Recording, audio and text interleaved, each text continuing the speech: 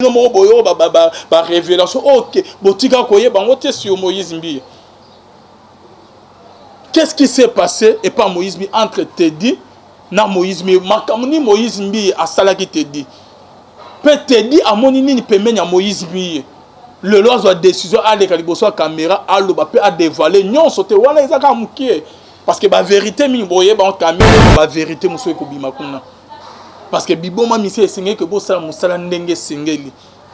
net que bino bozana ki bonzame makasi esengeli que bo corriger ba maison de production mususu et non que boya ko sala ba mabe ko leka lisusu ko signer moi na mobile contrat ya 20 ans pour na $4,000 ils allaient qui 5,000 pour payer 4,000 nembo azo compter ba mo ils allaient pour na azumbo on a pendant 20 ans $4,000 et $1,000 botika au baxele ti lelo. Après bozo ya kolobake boye wa mpona ko aider musala na nzambe non au contraire bozo bo ma musique chrétienne nango au contraire bozo linga ke ba musicien ba kufa kaka boyo ko sala mabe ko leka na ba producteur ko bazali boso OK bino moko ba musicien bo bana ko lena na ba komo na bango mais Moïse Mbiye azo détruit carrière ya ba musicien mususu OK bazo ke no signer contrat na maison de production na bibomba bo mona bo ben satrina bino bozo la nanga ba pasteur. Bozo numéro Trina net adam musicien ya Moïse Mbiye bo ben ni sayaki aya ko yema na église na bino un certain dimanche aya ko yema na séminaire na campagne akolingata ko lobake boleka na Moïse Mbiye boko ben Moïse Mbiye bo akolingate bazo sala nzambe compétition chrétienne to mona kotoyo biboma musique maison ya production ya ba chrétien to mona koto majabu maison ya production ya ba chrétien bango mi baye bazo yo kanate parce que nzambe nini bazo prier nani azo prier nzambe ya solo. Il y a des musiciens OK bazali producteur à l'accès biso ba contrat tozali na Gigi ka tozali na frère Max Meng na bureau ya producteur à l'accès biso ba contrat ba musicien bazwa par album na un seul album bazwa $50,000 mais ba ya ko be balana ba producteur ango bongo te dit OK ba signer album na moment ya faiblesse na ye ba signer écoute album te ba jouer 20 ans ya carrière na $4,000 ya pamba le loso qui a télémeli que a réclamé ba droit na yemabeza OK bo initier contrat ya pendant 20 ans ya album mon côté 20 ans allez-y comprendre à 20 ans wana te dit na bimisa combien d'albums OK Moïse Mbiye na profiter na ngokara pour na $4,000 il fallait pas payer 5,000 ba payer 4,000 na 4,000 wa so to beti calcul eza coûte $20 à lobi wante ka koma kozwa par aba kozwa par mois non mo beta calcul sur $4,000 par mois te dis aba kozwa combien na c'est il y a $20 bien aimé dans le Seigneur. Mais moi on a moni que ça ne va pas ben c'est concert non OK no robeta kunate ba ben c'est ba produire yebo na séminaire na campagne na ba concert oh te pas comme ça ngana lingi bote na ngate ke makamo c'est passé bo Moïse nyonso to azo boya va mais attaque koleka na émission ya pas ma nyonso Moïse azo boya.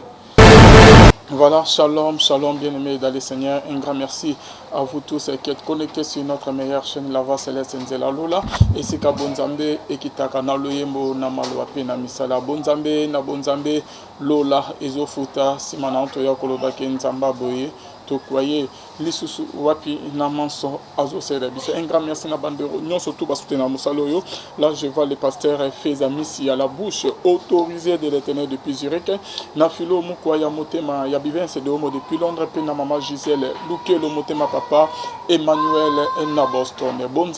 na bonzambe Lola ezofuta simana to ya kolobake nzamba boyo to croyez lisusu wapi na manso azo sera biso bonzambe na bonzambe Yesunde Mosukisi, les mal ne triomphent jamais, toujours dans le cadre pour informer bien aimé dans le Seigneur. Bomonaki apparition et salamaki nan de konabiso il y a qui moko ya ba musicien il y a maison il y a production bibomba il y a Moïse Mbiye bien aimé dans le Seigneur. On a qui bien aimé dans le Seigneur. Apparition il y a des musiciens il y a maison de production bibomba oyezali il y a Moïse Mbiye bien aimé dans le Seigneur comme il y a frère Teddy Disso donc ndenge asalaki ba vidéo bandeko mususu ba yeko répondre yeke ezali ingratitude ezamabe il fallait qu'il pas asala vidéo wana ya ko dénoncer Moïse Mbiye aya koloba ke ko dénoncer te koloba ba réalité o ke ya mona na maison bibomba ba misu balobi ke il y a une main noire derrière ce musicien Teddy Disso ba misusu bazo kene kutu musika na nde toza na ba quartier bazo ba ke ezali Madia Bunde eza sima ya frère Teddy bien-aimé dans le Seigneur ba maramnion tout frère Teddy alobi est-ce qu'à cause de Moïse mbiye ba problème eza ya solo to eza ya lokuta bien-aimé pour découvrir tout au long il y a émission nabiso rien que la vérité bien-aimé. Pourquoi Teddy vraiment à longoli kuna à longo na maison ya production ya bibomba ya Moïse mbiye est-ce que makambo à lobby sur Moïse mbiye sur maison de production sur contrat ba signé eza ya solo to comme on appelle Moïse mbiye bureau na ye ba publier vidéo moko oyo ke frère Teddy bazalaki na certain tina bazana certina na katia bureau ya Moïse mbiye bien-aimé dans le Seigneur bazo signé contrat et frère Teddy azotanga ba mbongo ya ba dollar na maboko ba misu ba publier est-ce que wana eza $20 lo ba yibona bo to ko expliquer bino yango bien-aimé dans le Seigneur frère Teddy diso azawa azana kin to asabimi libanda ya mboka bien-aimé asa komi na Canada ou comment bien-aimé frère Teddy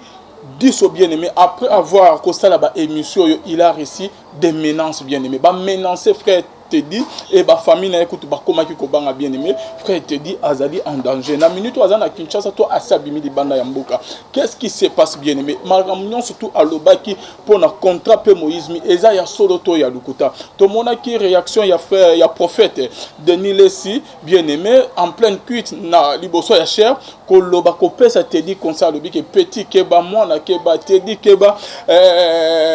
na ingratitude en comment te ke ba proposer au voyage à poto banimba memena na poto o balukela Moïse mbiye lelo o mona Moïse mbiye mabe o longwa yeba que Moïse mbiye nde abimisa o bien-aimé dans le Seigneur wana maloba ya frère ya prophète Denis Lessi bien-aimé dans le Seigneur alobi que lelo yeba ni eza grâce à Moïse mbiye obimisi ma Moïse mbiye Moïse a tche ba mbongo na Angers ba mbongo na ye asali lo ba clip akoti sur studio lelo bimi mokili ba yebi yo oyeba na raté te dit okoki ko sala Moïse mbiye boyote okoza ingrat envers Moïse mbiye te yeba que ceux qui est la Moïse mbiye te nde obimite bien-aimé malwana ezali maloba ya prophète Deniles bande musus pe ba telemelaki les garçons koloba ki azali ingrat Adam mona mabe, Adam motema mabe, akati contrat, Adam bona bo ba salele écoute na ba émission. Bien-aimé, que ba ko pour poursuivre en justice bien-aimé. Qu'est-ce qui se passe? Est-ce que maloba Teddy aloba ki eza lukuta to ya solo ba prophète balobi que non, bona boye Moïse a aidé abimisi yo fulami le mokili ba yebi yo bien sûr. Eza nango mabete ne bande ko ba traiter tes frères Nabiso Oyawuti et par Moïse Mbiye na bakomonyon surtout. Nous devons les savoir toujours bien aimés. Nzambe ya lola pour na pamola, pour na béni, pour na élever bien aimé dans le Seigneur. Moi nanae aleka toujours na sima bien aimé dans le Seigneur. Il y a ndekomoro pour na ke asana na sima na pour na ke obien pour na ke apamola pour na ke abénir yo bien aimé. Est-ce que Teddy et Sengeli ke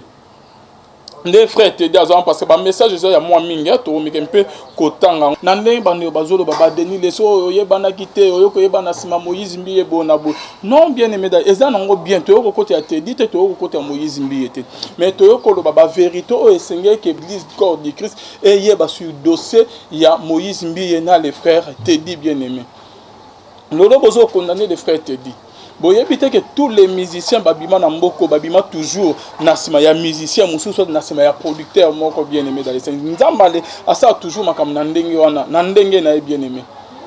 exacte que net frère Teddy lelo ayebani à côté studio à cet album nzemu na yebani et cartonné le frère Teddy ayebani net que Moïse Mbiye nde à produire frère Teddy et Seigneur que frère Teddy vit na yemo mazala bien aimé dans les Seigneurs redevable envers Moïse Mbiye non. Moïse Mbiye petit nek abana na ba carrière na bien aimé na musique lorsque abandaki carrière musicale na bien aimé mokile yeba ki était bien aimé banze mo pa abimisa banze mo ebele ba album bonabo mais Moïse Mbiye vraiment ayeba na kiteke makaske akota na rang ya ba grand musicien akota na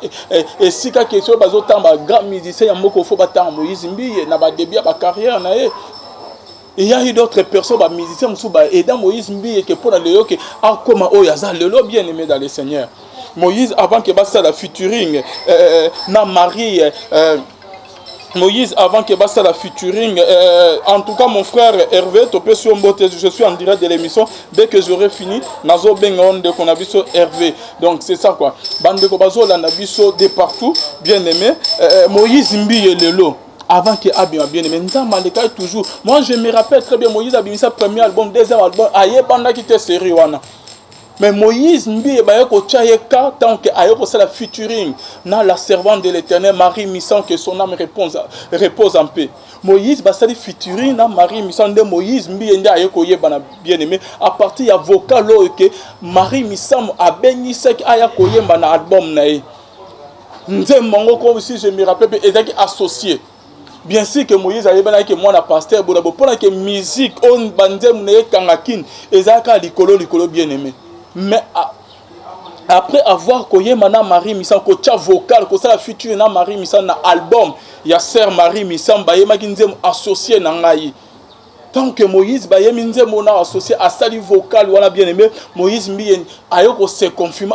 garçon yema na Moïse mbi moi na pasteur Emmanuel mbi ayema ki vocal wana kitope kangakin. Quand a Moïse mbi bien aimé le bozo telem la te dit. Oh, te dit un grand, bon, c'est comme si que te dit est qui a redevable na Moïse mbi et vina et mobima. Non, bien aimé. Nzama pas moura toujours na sima yande comme on va pas me peine de comme sous bien aimé dans le Seigneur. Na petit exemple ya Mike Kalamai. Mike Kalamai premier album na bien aimé dans le Seigneur.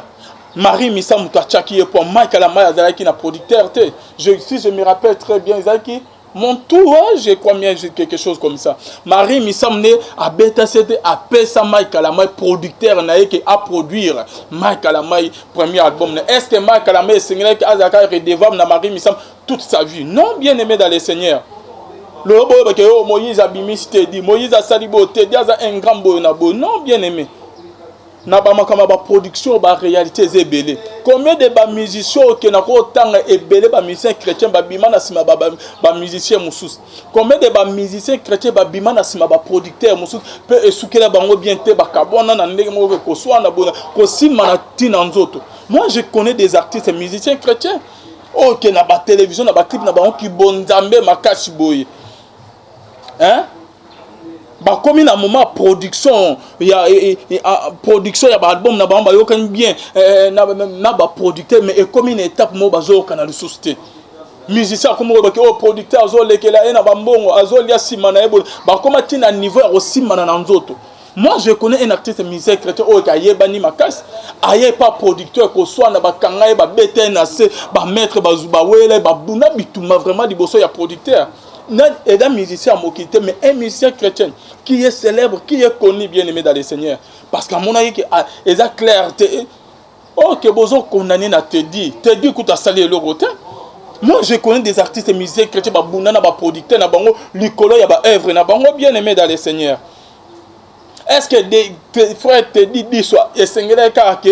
Ato sa Moïse jusqu'à la fin il y a carrière musicale. Est-ce que frère te dit ça et Seigneur qui a toujours redevable envers Moïse toute sa vie? Non, je ne crois pas, bien aimé dans les Seigneurs. Et dans les musiciens surtout comme autant il a bino ba komba na ba makamba. Le prophète Denis à l'équipe na télévision côté mais a te dit en pleine prédication accéléré ba émission gada petit mon faux un grand bonaboy. Prophète Denis est-ce que vous avez se rappelé très bien prophète Denis na concert mon corps au salaki production na poto prophète Denis au bénissé qui un grand musicien na mboka na biso. Comment il s'appelle le frère Patrice Ngoyi Musoko. En plein concert frère Patrice aboyara concert que non bo benga ki juste que na betaka concert il faut bo foutara peu droit il y a diffusion il y a ba image bozozo parce que frère Patrice a monaki ba caméra ils ont filmé. Frère Patrice aboyara komatolobi non bino bo bengi singaka ke na yemba boyebi très bien d'ailleurs prophète Denis na ba producteur mo bo bengi frère Patrice aya robe concert na poto bozali ba producteur ya concert en tant frère Patrice a moni ba caméra bani a exiger bino que il faut bo foutaye droit payer ya vidéo bino bo benga ki ka ayemba pamba et ce que la ki bino ndenge ni prophète Denis. Combien de producteurs, de musiciens, qui sont na poto bo mabonza bo, soit na ba producteurs na bango. Combien des artistes et musiciens chrétiens, comment tu n'as parqué na ba producteur na bango bien aimé à cause ya musique album chrétien bien aimé. Un musicien, son nom m'échappe. C'est qui encore le nom? Si c'est Paul, hein? Oui, si c'est Paul Bakenda, quelque chose comme ça. Paul Bakenda. Musicien, à vous trouvez, ma pèse, il y a Michel Bakenda. Mais baswani na producteur na ma case, ba mikoleleki, ba mouleleki, bien aimé. Ces jeunes musiciens, avec incompréhension totale na productrice na ye. Productrice a télémédé qui a zone sa véhicule voiture à sommet là qui a ça qui est. Et là on ne s'est passé entre les jeunes musiciens, si c'est Paul Bakena na productrice na ba comment qui tient à niveau il y a parquet ba samba bien aimé. Parce que oh il y a frère te dit le bimi bon na télévision à sali émission peut-être que adana ba conseiller que ba conseiller bon na botema que Moïse a outé pas Moïse mbi il fallait qu'il pas na mu pepo ndenge ezali bien aimé à leka à sali émission te. Combien de musiciens au sang na ba producteur à cause de ba œuvre na bango. Combien de producteurs escroquer ba musiciens chrétiens na mboko yo. Tu lelo ba musiciens chrétiens na ba producteur ba yoka na raté. Papa to yebi ba réalité belé. Est-ce que vous croyez que Moïse Mbi est une qui a produit Teddy bien aimé? Et ça pas maté Moïse Mbi a donné un profit. Si ma ya contrat o ya signé Teddy bien aimé. Ce qui Moïse Mbi a mon akaba intérêt na été a mon que avantage na été na contrat o qui a signé ça qui frère Teddy bien aimé dans le Seigneur alinga ça langote. Ce qui peut Moïse Mbi a mon que Teddy a comme abanze mo ya bien te a un bon chanteur alinga qui a produit été vous devez le savoir. Tu n'es Moïse Mbi a commis un niveau qui a signé moi dans mon bal au contrat il y a 20 ans bien aimé dans le Seigneur. Ayebaki pourquoi? Na banzem moussous na album ya frère ya pasteur Moïse Mbi Triomphe. OK Moïse Mbi a yemi bien aimé dans les Seigneur. Ayemi banzem vous devez le savoir que banzem mingi ya frère Teddy diso ezana kati album Triomphe OK Teddy a commis peu Moïse Mbi a yemango. Ezate que Moïse a composé du début jusqu'à la fin rien. Mais ce garçon n'a pas voulu dévoiler ba secret nyon soit liboso caméra. A bête jusqu'à l'isolo que il y a $20. Bande mingi bateleme oh Moïse Mbi yakabaka ndeni akoki kokoma opesa musicien $20 par mois. Encore mon fout $20 par mois. Non, c'est que vous comprenez bien peut-être que frère te dit à meka qui un peu pour expliquer bien te. L'isola $20 par mois et ndengeni. Frère te dit na Moïse Mbi après avoir coupé ça Moïse Mbi et bandemu Moïse a yoki bandemu ya frère te dit ACP na ngope acha un album na Triomphe na zawana te pour na kotanga bandemu eza na Triomphe OK frère te dit akomeli Moïse Mbi après CP Moïse Mbi yembi bandemu wana na kati album na Triomphe auteur compositeur aboyi kocha kombo ya frère te dit diso mais ache kombo na pasteur Moïse Mbi mais bandemu na été. Il y a beaucoup des artistes et musiciens chrétiens dans Mboka na biso ba yema pe banzem eye bana makas bango ba interprétant mais ba auteur compositeur eza bango te et na pese exemple ya maman na biso sœur Dena boyebiye maman sœur Dena mwana boyebiye très bien ndembo eza na ndembo ek bouja et kanga pekin l'Éternel est bon bande ko ebele ba yeba net ke ndembo mwana eza ya sœur Dena mwana non. Certains ayem bien ngoka mais ceux qui botani na clip akomara bien auteur compositeur pasteur Atoms. L'Éternel est bon et d'alinzem composé écrit par les pasteurs Atoms mais la sœur Dena Mwanda ayeko yembango bien aimé. Et ça pe na banzem ebele mon côté mi balete ebele za na kati album Triomphe. OK les frères te dit diso akoma ayembango mais Moïse Mbi azu nga tchon na kati album na Triomphe. Mais na banze mwana boko comment ya frère te dit a commis auteur compositeur pourquoi n'a pas voulu écrire auteur compositeur frère te dit pourquoi nyon so mpona ke lokumo ezo ngepa na yeba mona ka un bon compositeur aye marabe nyon ko banze mon frère te dit après ça Moïse Mbi aye man album na Triomphe est-ce qu'après cela qui est yango mongo bien aimé avant ya critiquer moi na bien aimé avant ya critiquer de comment il faut que ça la recherche ko yeba vérité ezawak. Nous sommes au milieu du village. Tu as côté la frère te dit, tu as côté la pasteur Moïse Mbi était. Mais tu as ça analyse que peut sabino information que tel sabino ba maramusu OK boyebité. Un journaliste ezard de ko OK et sengeli accueillir à récolter information, à traiter puis à diffuser en bien aimé. nous devons d'abord chercher Yakoyeba et là on est s'est passé avant que condamné ne qu'on a biso te dit à sali ba sacrifice mingi pas Moïse Mbi net que banzemo bozo mona ya triomphe et ça la banzemo bien attend ba titre mes frères te dit ayemba a comment papa Moïse Mbi ayemba na album na pourquoi Moïse Mbi a bêti du solo ya monter pourquoi prophète Denis de sa bêti pe le solo na le solo monter bozo mona que mabe ya frère te dit bozo mona bolamo pe a sala pendant qu'azana Moïse Mbi était Moïse Mbi est né avec une décision que va signer contrat a signé moi na mobile au contrat frère te dit il y a 20 ans ayeba qui pourquoi. Et après avoir signé moi dans mobile le frère te dit contrat après ça qui est ma condition que à mon na ba musicien mosusu que ba benise na ba concert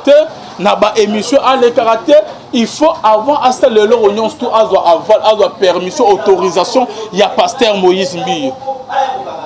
ce qui Moïse Mbi a lobby le côté frère wana te dit article la kobeta concert mo te koyema na église te na manifestation ni na émission ta ba bengisi a ko lekate il faut Moïse Mbi a permettre ye allez-y comprendre que na carrière ya mon mobile abimisika moi jeune moko azo se débrouiller azana batana azana ki bonzamene Moïse a telier bakal partout et à mon yete atam kolomonko na ba poche OK ba longwa na cité Bethel amo na ye peme ya Michael la maite amo na ye peme ya ba musicien ba longwa na cité Bethel amo na ye peme ya ba pasteur ba longwa na cité Bethel amo na ye peme ya ba ingénieur ba longwa et pas Moïse Miete ni na ba musicien ba longwa et pas Moïse Mbi ceux qui que ba moni frère te dit que ba ye oh ton moni frère te dit na musicien tel ton moni frère te dit na journaliste tel ton moni frère te dit na ba musicien bo ba pasteur bo oh que bo kana na ba ba Michael ba musicien ba za mona ba yebisi Moïse Mbi faut benga garçon en okinoki ba sali réunion d'urgence bien aimé ba komi ko gangela ko tchela garçon wana oh pourquoi sali bongo oh pourquoi sali boy ba komi ko gangela tina niveau mo ta pas idée on dirait que moi na mobo abuto bota masika garçon on a bimisi ma Freddy abimisi ba vérité nyon sauté na TV combien de fois Moïse Mbi a gangela parce que ba kutana ba mona ki na musicien boy oh parce que ba mona ki na ingénieur boy oh ba yoko na Moïse Mbi était combien de fois bien aimé dans le Seigneur ba bengisi garçon na ba production qui ne royema na ba église na ba conseil Moïse a tché ba condition na aboyi ki akenete donc te dit tinenga zala yuana akokaki ko sala eloko moko te en dehors ya Moïse Mbi akoki ko beta concert moko te soki ke Moïse Mbi a payé permission te akoki ko kende ko leka na émission moko soki Moïse Mbi a payé permission te exemple ya Trina combien des émissions moi sur la cette Trina a leka ba benga ya linga ko lekate réseau boso na pasteur Moïse Mbi combien de ba production et ya moi sur ke ba benga cette Trina oh, il y a des musiciens, il y a Moïse Mbi. Moïse aboya ba concert wana ba production en que Trina ke ne robeta te. Donc ce qui Moïse Mbi est dans maison de production na que bo signer na contrat. Donc à côté lo ba calme donc yo mo musicien se sentir on dirait qu'on en enfer. Ko évoluer te. Ba producteur basé belé ba producer ba musicien belé na moko même ba komati na ba niveau wana te producteur ba suka kaka ke contrat na bango sur produit bo sali album etikali na ye vidéo audio bona bo diffusion etikali ya producteur ndenge toye ba bien aimé mais oh ya Moïse Mbi nazo yeba te pourquoi maison na ya production biboma bazo travailler bongo musicien au sein album au cause à libre ba ko ben so que no beta concert ba produire ozo profiter parce que ba monga o ke ba sinisara un musicien bien aimé il y a production il y a contrat za na ngo ba monga malonga te au cause wango lelo une semaine un mois et belé et sili na ngo pe et un musicien ce ko a profitaka a gagnera ba mongo na esima ba production concert ba benge ya ko yema na église ba benge combien de fois mona moi sur Trina bien aimé akena ko yema na église moko en dehors ya cité Bethel. Combien de fois moi sur Trina bien aimé à ça la concert moko en dehors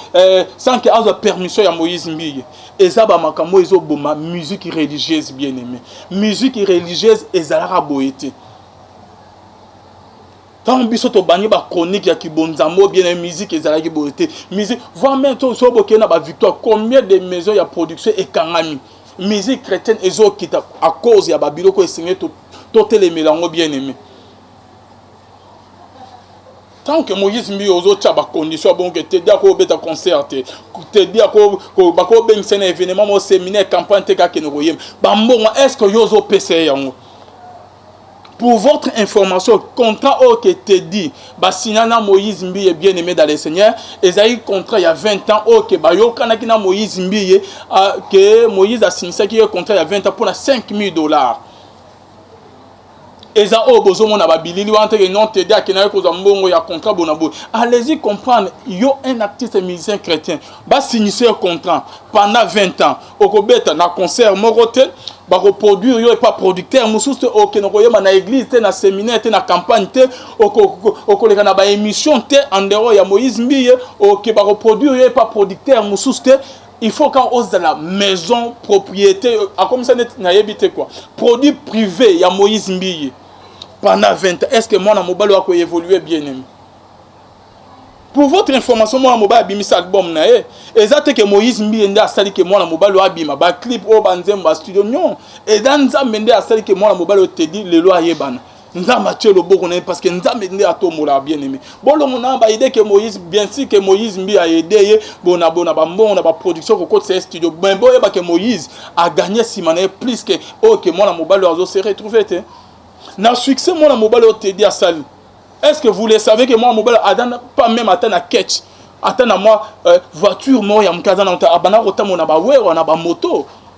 hein azo souffrir pourquoi auto signaler contrat vous devez le savoir très bien que musicien so gazo linga ko bima azala faible na ba proposition nyonso ba opesa peut-être que andima kiango azali na avocat que te tobanda na bima bona parce que autant comme ko vivre bien aimé enfer ba difficulté ba passe ba condition ba tela ki ba mona ebo bazo gagner net mwana muke azam tout bien aimé dans le Seigneur eu décision ko évoluer bon côté 20 ans ba signer contrat il y a 20 ans et ça la mawapi botu na ba musicien chrétien no ke boyi ba yebani bien aimé combien ba beba na ba producteur na bango likolo ba production ba produit na bango bien aimé.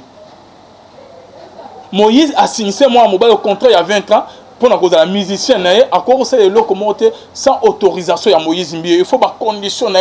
ezala ceux qui ezate combien de ba production moi na mobile ba bengise ya kende ko beta ba concert ayema na ba église Moïse Mbiye a télémela en aboyango afutaka ye te aliesaka ye te mwana mobali azotambola moi na ba succès na ye na ba moto likolo ba wewa hein to mona ka mabe ya mwana mobali to mona pe bolamu na ye. Moïse a signé mwana mobali au contrat il y a 20 ans par après ça qui est sur le contrat ba yokana que il fallait appeler $5,000 pour na 20 ans donc si on salise na $5,000 pour na 20 ans au moins que copier ça. Cela représente $250 par année. Ok, moi, mobile abanda ko sim pour album nae. $250 par année. Et $20.83. Et $20.83 quelque chose comme ça par mois. Ok, moi, mobile abanda ko sim par mois. Et ça que Moïse Mbiye abanda ko futa mbongo ok. Oh par mois peut ça $20. Oh ne besoin interpréter te. Et dans la qui c'est leur contrat na bango ndenge ba signaki. Donc tozo peso $5,000 pour que 20 ans au comme produit na biso musicien na biso ko se produit libanda te ba ko produit on a concert moto ko voyager te ko no sa production mo en dehors na biso te ozali produit na biso o nyon se ko sel ko wuta na maison na biso bibomba donc au comme musicien na biso pour produit no comme ya biso pendant 20 ans pe ba album nyon tout comme obimisa pendant 20 et ko zala ya biso et ko zala ya yote. Mukolo jeune garçon obimisa album mususu bien aimé malgré que ba beban bokoyo ndenge ba faire ba procès pour la justice et bimo on dirait qu'il a respecté le contrat na été et $5,000 au Moïse Mbiye na maison ya production na ba sinisa moi mobile otedi et zalaki ya pendant 20 ans ce qui fait que na $5,000 wana par an a comme gozo $250 par an. Et par mois, $20 au yaloba. Yaloba était que bafuta $20. Non, selon contrat ne ba beta calcul. Non, na bon tozo peso $5,000 au comme aux honnêtes que $20 par mois, 250 par année. Oh, et que ça, on a 20 ans, tout au signé contrat habitué, ça n'est que 5 000 $. To pesa yango boto, to comme foot au bon, alumino bo pesa ngabo, ne ba pesa qui est 5 000 $. Et chose étonnante, bien aimé, les garçons jouent à zo cause en bazo signer contrat, bazo filmer, à zo tangamo, c'est que Moïse mi aloba, ayeba que non, du solo un jour, retour et cause là. Et jour garçon à Kenya cause en bon, bien aimé dans les, à zo 5 000 $, au bayo kana kité. Les garçons à zo qui n'a mabo, on a 4 000 $. Namaboko na bien aimé. Ba information dans zo pe sabine ezali ke na zui ya mona ba proche ya frère Teddy na famille na ene tozo ya kosolo na bino bien aimé. OK frère Freddy atalisi ba prévention frère Teddy atalisi ba prévention ba contrat nyonso bo na mesa. Un jour aya ko zo contrat ba yokona 5 000 $, mais Moïse mbi a pesa ki 4 000 $. Oh, que so bébé tu calcules, à ça coûte 20 $, oh, mon ami, oh, 20 $ par mois, comment il a fait, je crois, mais il y a 15, 16 $, quelque chose comme ça. Et tant, bah, pêcher 4 000 $, mais pas ça, tu as 5 000 $, oh, 1 000 $, on a fait, c'est si ma til le Moïse, mi a tika au bac, c'est 1 000 $, on a été. À 4 000 $, au lieu, il y a 5 000 $. Moïse a le bac, c'est 1 000 $, tina yo kolongwa. A vu des sujets à quitter Moïse mbi. Moïse a tika au bac, c'est 1 000 $, tu tika 4 000 $. Allez-y comprendre bien aimé. Est-ce que oyo dans mon sang en colo tozo ça pour que œuvre yanzambe que ne liboso tozo détruire en bien aimé. 20 ans pour 4 000 $. Garçon succès nyon sa salia boyebi place totikaka place ni na vanda. Et le frère te dit après avoir dénoncé ba makambo na émission salaki a commis ko ba menace na ba téléphone, ko menacer pourquoi? Et pour votre information, quand la minute frère Freddy peut te dire à la kinité. À son kinité bien aimé. Et lolo bazo lo bake non ezali majabu neza na simate et coïncider ka par rapport ya ba mupepo. Est-ce que majabu neza na sima frère te dit? Na kibonzame to mona ba o bazo c'est la nzambe compétition chrétienne. Tout le monde a côté biboma musique maison ya production ya ba chrétien tout le monde a côté majabu maison ya production ya ba chrétien bango mi ba bazo yo kanate parce que nzambe nini bazo prier nani azo prier nzambe ya solo et bible zo ba rechercher la paix et la sanctification sans laquelle personne ne verra le Seigneur to luka ki mais entre bango mi ba le boyo kanezate rivalité mo boye koti o ya zo linga ki aboma muninga kitsa muninga o pe azo luka ki aboma muninga kitsa muninga to gosuka wapi. Confusion totale. Mokili to monya on a kati ya église. Église to comme monango na mokili bien aimé. Bo prier pour na ndeko na bino frère te dit, bo prier pour na Moïse mbi boyo kan ezala bien aimé. Est-ce que si mama kamo bien aimé procès ko fongwa maté? Est-ce que si mama kamo likamo e comme tina justice te parce que to yebi to bo rotan ba komo ya ba musicien, ba grand musicien. OK, ba soana na ba producteur na ba misusu ba betana na ba makofi bien aimé. Ba koma tina niveau ya justice. Ba misusu bien aimé. Moi je me rappelle très bien je connais des musiciens na ko tant comme na ba ngate. Oh ba zo ba cacher ya ba album na ba 50 000 $, ba 70 000 $. To mona ba contrat wana pas ba producteur na bango. Tala zumbongo bo azo ki compliqué nga. Allez-y comprendre na ba musicien ba zo ba contrat pour nous produire album moko à 50 000 70 000 $. Mais ba yoko beba na sima na producteur à cause ka ya album moko bien aimé bon mona mobalo te dit à cause ya album moko ya banze pendant 20 ans ba signer contrat peut-être moi na muke okuma ba signer contrat ya pendant 20 ans au lieu que azo attaquer mbongo OK ba yaya na ye bazwa ba produisa ba on a ba producteur bazwa ba 50 ba 70 000 $. Il y a des musiciens OK bazali producteur à l'accès biso ba contrat tozali na Gigi ka tozali na frère Max Meng na bureau ya producteur à l'accès biso ba contrat ba musicien bazwa par album na un seul album bazwa 50 000 $. Mais ba ya ko be ba na ba producteur ango bongo te dit OK ba signer album na moment ya faiblesse na ye ba signer écoute album te ba jouer 20 ans ya carrière na 4 000 $ ya pamba le loso qui a télémeli que a réclamé ba droit na ye mabeza o ke bo condamné ba musicien bazo ba sing ba keda ko sala ba production bo mais te dit et pas Moïse mi azala ki bongo te ako le na émission moko te ako sala production moko te ba ko ben na concert te nyonso Moïse ne abana ko gérer ngo wapi bolingo papa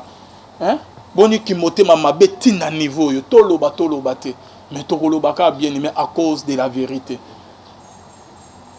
Moïse a ça moussa madame toujours betele maboko mais toi ya ko encourager les mal te hein ce que l'autre est mabe singé que tout les milan combien il y a ba musicien le ba lela na comme ba producteur un producteur sera do signifier au contraire yeba que aluka toujours ba intérêt nae aluka toujours y a gagner plus mais cette fois-ci oh ya Moïse Mbiye et l'autre oh Moïse Mbiye ya sali a na yebite ata producteur morote na kin ni na braza atika ko sala et l'autre Moïse Mbiye ya wuti ko sala pas te dit pour que tout les la Moïse Mbiye besoin ko encourager dans les mal. Non, yo pasteur, tant que Deniles ont maîtrisé l'histoire, on a bien été prophète Deniles, bah bête lui au cas du solo, au lieu que verfier, oh ça là bas enquête na au sali en côté, au yé na cas liboso ya cuite, liboso ya cher na ba émission comme on dénoncer, qu'on s'attaquer na moi na oh yo te dit frère te dit. Non papa, tous en a monté ma mawa. Hein? Yango balongo la bino misisa ya mawa ou comment, bozanga maoti na niveau boindeni. Et là comme Moïse Mbiye a sali pas te dit. Depuis musique chrétienne et bandez dans la braza et zala ata producteur mota tika ko salon ko s'initier un artiste musicien chrétien a communauté que produit na yo pendant 20 ans ba album nyos plus a comme obimisa ya yo banze munyon so ya yo pendant 20 ans ozo foute $4,000 bino bozo beta du soleil à 5,000 za 5,000 te 4,000 OK Freddy te dit azo na bureau ya Moïse Mbiye olé ya 5,000 Moïse Mbiye a payé 4,000 pour un album mon côté mais a signé un contrat pendant 20 ans. Oh non surtout comme on sait les alayabiso au beta conseil libana te oza produit na biso producteur muso au même que na pote oza produit na biso au beta concert te biso net au beta sur concert biso net oye mbisa yo andero na biso ke oye na église mususu te atani na émission oza na droit ya koleka na émission te sans que baleke pas na biso donc tout ce que te dit so faisait soit que oh non surtout baba na proposer il faut ba les kana pas Moïse Mbiye Moïse n'a pas conditionné ce gars le bin non a reconnaître quel qui moté mamabe o bino ba o bozo le kana ba télévision bozo sa ba émission bozo benga mwana mobile le ki na biso frère te dit que moté mamabe aza ingrat ce qui est la ndekono ba sa le bon no sepel biso toyeba que un artiste musicien so okutani na producteur boyoka pour na album ah bon na 50,000 30,000 40,000 bo signer contrat pour na album no et comme il y a producteur wana mais Moïse Mbiye ake musika ko sala okut ata moko ya ba producteur na mboka na biso ni na mboka ba pa atikala ko sala ngote ni na poto kuna ko sinise mwana muke oyo na yebite soka mona ki la position ya faiblesse ou comment ko sinise contrat ya pendant 20 ans ya album mon côté 20 ans allez-y comprendre à 20 ans wana te dia ngabi msa combien d'albums OK Moïse Mbiye nga profiter na ngokara pour na $4,000 il fallait pas payer 5,000 ba payer 4,000 na 4,000 wa so to beti calcul eza coûte $20 à lobi wante ka koma ko par aba ko par mois non mo beta calcul sur $4,000 par mois te dia ba ko combien na c'est il y a $20 bien aimé dans le Seigneur mais moi na amoni que ça ne va pas ba ben c'est concert non aucun robeta kunate ba ben c'est ba produit yebo na séminaire na campagne na ba concert oh te pas comme ça ngana lingi bote na ngate que makamo c'est passé bo Moïse nyon sto azo boya va mais ata koleka na émission ya pas ma nyon so Moïse azo boya parce que oh ezala kinini azo luka intérêt à moi ya mwana mobile o musicien qui ne liboso to azo bo ma carrière na et là Moïse Mbiye ça des âmes abe eza péché mo munene bien aimé et beaucoup ko encourager Moïse Mbiye était na mabe et là ko ya mabe senge bote ma bolo bilambo telemelango bientôt to ya ma famille ya frère te dit bino mo boyo ba révélation OK botika ko ye bango te sur Moïse Mbiye qu'est-ce qui s'est passé et pas Moïse Mbiye entre te dit na Moïse Mbiye makamuni Moïse Mbiye asalaki te dit peut te dit amoni nini pemenya Moïse Mbiye le loi de décision à les caliboso caméra à l'oba peut à dévoiler non sauter voilà ils a mukie parce que la vérité mi boye ba camille tantôt ya frère famille parce que ne connaît moi le but que te dit ça ça voyager baba ko menacer ko lukisa déjà bona boninge ko makamwe belé mais to ya ba ya na famille o ke bokoyoka bango moko bakoloba makambo TD et kosuka wapi bien aimé tous au milieu du village hein tellement que aux fois na Moïse et Seigneur que Moïse sera zo ça mabe il faut bon encourager na mabe il faut bon toujours toujours maboko non ça la devant non papa ndeko camarade ami moi eloko sali na neto la neli eza bien te eza net que escroquerie mobo ki moyi bo morobo na kata ki bonzambe eza bien te eza auto nyato yebisa bino je crois bien que vous êtes toujours connecté pour découvrir la vérité na kati ya corps de Christ na ki bonzambo dossier Moïse mbi na te dit et suki wapi pe ekosuka wapi moi sur Trina bazo ma carrière na ye a sali album et sali succès je serai couronné nzemo ezo ema partout combien de fois Trina a bêta concert combien de fois que Trina ba bengise na ba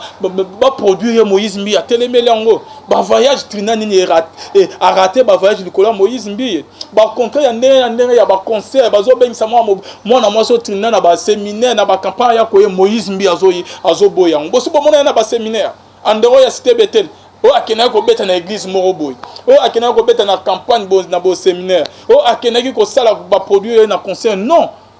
tout doit passer par Moïse mbi au monde appelle boye ah non ngani boté ba condition ninge za la bien bon na bo azobo combien de fois moi la mobile azobo ma carrière ya Trina album et ça les succès tinezo que na aussi là production te concert te ba bengse na ba église azobo va même na ba émission so bengse oh non tu dois passer par Moïse au ben Moïse a fini ne mon a te dit à loba a wuti ko bimisa ba vérité ya muke mais jour ezali Trina pe rolongo crédit frère te dit nenga zawana a fongoli déjà nzela après si déjà ba musicien musu bata pembe na Moïse mbi courage wana pe ya koloba pe ya kolongo tozela quelques jours quelques temps quelques semaines quelques mois après bokomona ba musicien musu ba kolongo na biboma musique bokoyoka ba vérité musu ekobima kuna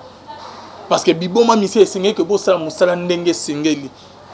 net que bino bozana ki bonzame makasi et c'est que bon corriger ma maison de production musus et non que bon ko sala ba mabe ko leka du sous ko signer moi na mobile contrat il y a 20 ans pour na $4,000 et il a dit 5,000 pour payer 4,000 nembo azo compter ba mo et pour na azumbo on a pendant 20 ans $4,000 et $1,000 botika au baxele ti lelo après bozo ya ko lobake boye wa pour na ko aider musala na nzambe non. Au contraire, bozo ma musique chrétienne au contraire bozo linga ke ba musicien on ba kufa kaka boyo ko sala mabe ko leka na ba producteur ba zaidi bozo OK bino mo ba musicien bo bana ko le na ba komo na bango ah producteur wana melinga album ah asalinga ba vente ah ko singa na $10,000 ko singa na $20,000 mais bino bo ko simo na mobalo na $4,000 ya pamba pour na 20 ans pour na album te mais 20 ans moi mobalo linga bimisa combien d'albums papa totika ki motema mabe dans l'église corps de Christ et Seigneur tout la vérité et là comme Moïse mbi a salé les amabe et là frère te dit que les émission quoi que dénoncer que peut-être dans la sagesse à relever la a salé mabe bien sûr mais Moïse mbi a détruit carrière il y a ba musicien musus OK bazo que nous signer contrat na maison de production na bibomba bon mona bon ben ça trina bino bozo la nanga ba pasteur bozo numéro Trina net adam musicien ya Moïse mbi bo ben misaki aya koyema na église na bino un certain dimanche aya koyema na séminaire na campagne akolingata kolobake boleka na Moïse mbi boko ben Moïse mbi bo akolingate ko salango. Donc c'est ça quoi, nous sommes arrivés à la fin de notre émission. Je crois que prochainement tozana minga koloba toro solo là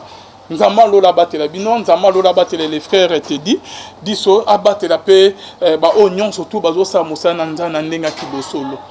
ceux qui bozo sa mosala na nzana ndenga lukuta nzamba lola ko frapper bino bonzambe na bonzambe lola ezofuta simana to ya koloba ke nzamba boto kwaye wapi elongo na John Kamande azaki sima caméra bonzambe na bonzambe yesu nde mosuki se trouve à la prochaine bye.